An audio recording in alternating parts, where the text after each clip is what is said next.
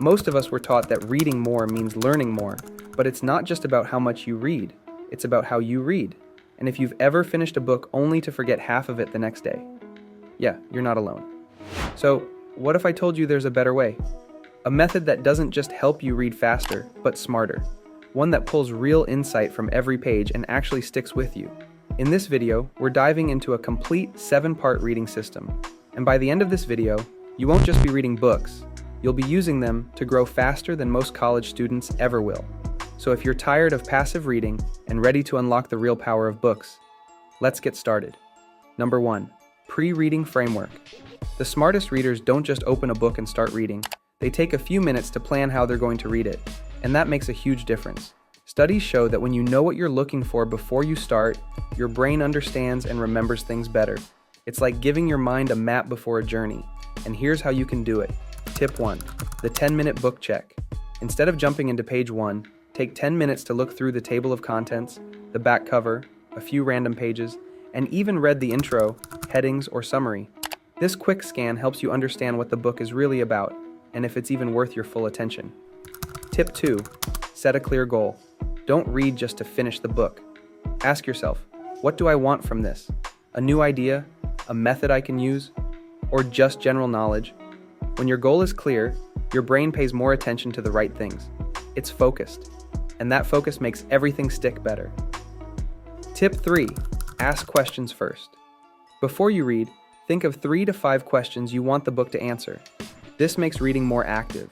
Your brain starts looking for answers instead of just floating through the words, and that alone can boost how much you remember. Taking just a few minutes to do this up front sets you apart. Most people skip this part, but if you do it right, every book becomes sharper, faster to get through, and way more useful. Number 2. Strategic reading techniques. Once your goal is clear, it's time to read, but not the way most people do it. Most university students read line by line, page after page, thinking that's the right way. But smart readers? They're flexible. They don't treat every sentence the same. Here's how they do it. Tip 1. Read non-linearly. You don't have to read a book in order. If chapter 7 is what you need most, start there. If a section feels too basic or off topic, skip it. Books are tools, not temples. Use them the way that helps you most. For example, if you're reading a book on productivity and already know time blocking, skip the chapter on that. Go to the part that covers systems you haven't tried yet. That saves time and keeps your energy focused. Tip 2. Layer your reading. Layered reading means going through a book in stages. First to understand the structure, next to spot key ideas, and finally to dive deep into important sections. This helps your brain process better by reducing overload and improving focus, making it easier to remember and apply what you read. Bonus hack. Use the Feynman technique while reading deeper sections. Pause, then try to explain what you just read in simple words, as if you're teaching it to someone else. If you can't explain it, reread that part again. This builds true understanding, not surface-level memory. Tip 3. Know when to slow down and when to speed up. Not every page deserves your full attention.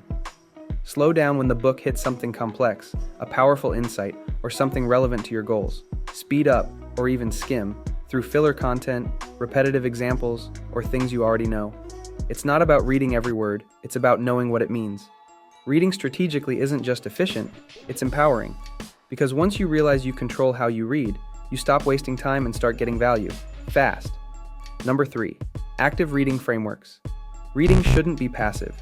You're not just looking at words, you're engaging with the author, thinking critically, and making the book yours. That's what active reading is all about. You can first start with the conversation method. Instead of simply absorbing what the author says, treat each chapter like a two-way conversation.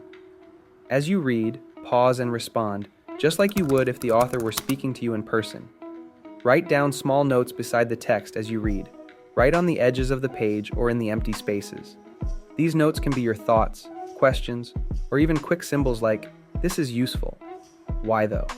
For example, if you agree with an idea, write why it resonates with you. If something feels unclear or debatable, mark it with a question or note your disagreement. This builds critical thinking and makes you part of the discussion, not just an observer. Secondly, use marginalia that sticks. When you're reading, don't just highlight large chunks of text. Be intentional. Highlight only the lines that spark an idea or feel truly important. Next, use the blank space beside the text, the margins, to write small, quick notes. This is called marginalia. You can write words, thoughts, or even symbols. For example, use an exclamation mark to mark a big idea, an arrow for something you can apply in real life, or a question mark if the point is unclear or debatable. These small tags turn your book into a personalized reference tool, so when you come back later, you'll know exactly where the valuable stuff is and what it meant to you. Every book needs a different style of note-taking. If it's a how-to book, write down the steps or tips clearly in points. If it's full of theories, draw simple flowcharts or mind maps to connect the ideas. And if it's a biography or story, make a timeline to show what happened and when. After each chapter, take 1 minute to write 2 to 3 lines in your own words about what you learned. This tiny habit helps you remember things way better than just underlining. Number 4, progressive summarization technique. Summarizing isn't about just shortening a chapter, it's about keeping only what matters most. This technique works in layers. First layer, highlight the important points while reading. Second layer, go back later and highlight just the best lines inside those earlier highlights. Third layer, from that, create a short summary in your own words. Final layer, review that summary after a few days to make sure it still makes sense. This method is based on the idea that we remember better when we revisit and refine what we've read over time. It's like boiling a full book down to the stuff you'll actually use. Number 5, knowledge connection methods. Reading one book is helpful, but when you start connecting ideas across different books, that's when your brain gets sharp. So when you learn something new, ask, where have I seen this before? Maybe in another book, a class, or even a movie. Try writing down similar ideas from different books in one notebook or app. This is called cross-book synthesis. Create your own little idea web, where each new book adds a new thread. This turns random facts into actual knowledge, stuff that sticks and makes sense across situations. Number 6, spaced repetition for reading. Now, after all that reading, you might be thinking, how do I keep all this in my head? Well, here's where spaced repetition comes in. You see, if you don't review what you've learned, you'll forget it quickly. But if you space out your reviews over time, you can remember things much longer. Instead of revising everything in one go, space out your revising sessions. After reading something, revise it again after 1 day. Then review it again after 3 days. Next, review it after a week. This spread-out approach makes your brain store the info more deeply. Number 7, application framework. Now, just reading is not enough without actually using what you learned. It's like buying a new pen and never writing with it. If you want the reading to actually help you, you have to use the ideas in real life. After you finish a book or even just a chapter, stop and ask yourself, is there something I can try from this? Maybe it's a small tip, a habit, or a way of thinking.